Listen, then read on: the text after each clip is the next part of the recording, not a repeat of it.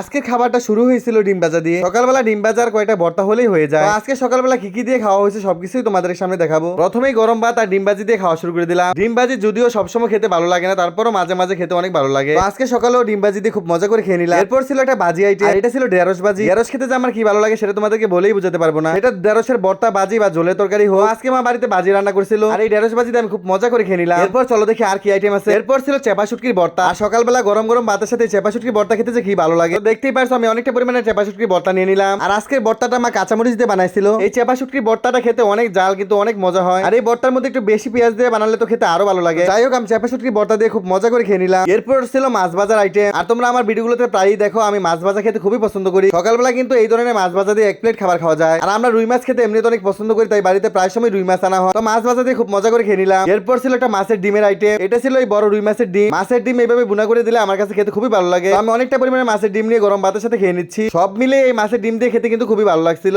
এরপর কিন্তু আরো কিছু আইটেম আছে, তোমরা কোথাও যেও না। তো মাছের ডিম দিয়ে খুব মজা করে খেয়ে নিলাম। চলো দেখি এরপর আর কি আইটেম আছে। এরপর ছিল শিং মাছের একটা ঝোলের তরকারি, যেটা মা টমেটো দিয়ে রান্না করছে। টমেটো দিয়ে যে কোনো মাছ এইভাবে ঝোল রান্না করলে খেতে খুবই ভালো লাগে। তো আমি শিং মাছের তরকারি দিয়ে খুব মজা করে খেয়ে নিলাম। এরপর মা আজকে আরো রান্না করছিল জালির তরকারি। এই তরকারিটা মা মাছের মাথার অংশ দিয়ে রান্না করছিল। আর এটা ছিল ইলিশ মাছের মাথা দিয়ে রান্না করা তরকারি। আর এই তরকারিটা দেখতে যেমন সুন্দর, খেতেও কিন্তু অনেক মজা। দেখো আমি অনেকটা পরিমাণে জালির তরকারি নিয়ে নিলাম। খুবই মজা করে পেট ভরে ভাত খেয়ে নিলাম। এরপর ছিল সাজনা দিয়ে ডালের তরকারি, যেটা মা শুকনা মরিচ দিয়ে রান্না করছিল। আর আমি এই তরকারিটা তো খেতে খুবই পছন্দ করি। এই সিজনে তো বাড়িতে প্রায় প্রতিদিনই সাজনা ডাল রান্না করা হয়। আমি খাওয়ার জন্য আমার প্লেটের মধ্যে বেশ অনেকটা পরিমাণে সাজনা নিয়ে নিলাম। তো এই ছিল তোমাদের সামনে আজকে আমার ব্লগ। আশা করি তোমাদের কাছে আমার সবগুলো ভিডিও ভালো লাগছে। তো আজ এই পর্যন্ত, আল্লাহ হাফেজ।